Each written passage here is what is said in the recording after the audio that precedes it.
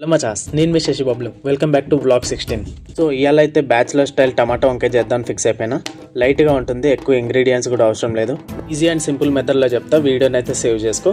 So ముందుగా 3 table spoon oil అయితే వేసేసుకో, pan పెట్టేసి. తర్వాత మన కాడ ఉన్న మిక్స్డ్ పోపు గింజలు అయితే ఒక స్పూన్ అయితే వేసేసి కొంచెం అంత అల్లం వెల్లుల్లి పేస్ట్ వేసి గిరగిరా తిప్పేసి, ఇంకా కట్ చేసి పెట్టుకున్న ఉల్లిపాయలు అయితే వేసేసి అవి గోల్డెన్ కలర్ వచ్చేదాకా బాగా వేయించుకో. ఇంకా దాని తర్వాత కట్ చేసిన టమాటోస్ అయితే వేసేసి బాగా తిప్పేసి, ఏదంటే ఉప్పు పసుపు వేసేసి ఫ్లేవర్ కోసం. ఉప్పు ముందే వేస్తే ఏమవుతుందంటే ముక్కలు బాగా ఉడుకుతాయి అనమాట.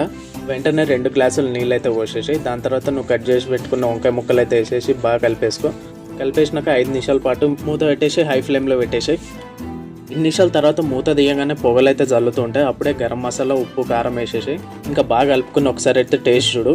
అంతా సెట్ అయిపోతే ఇంకేంలే, 5 నిమిషాలు ఫ్లేమ్లో పెట్టేసి తీసేయడమే.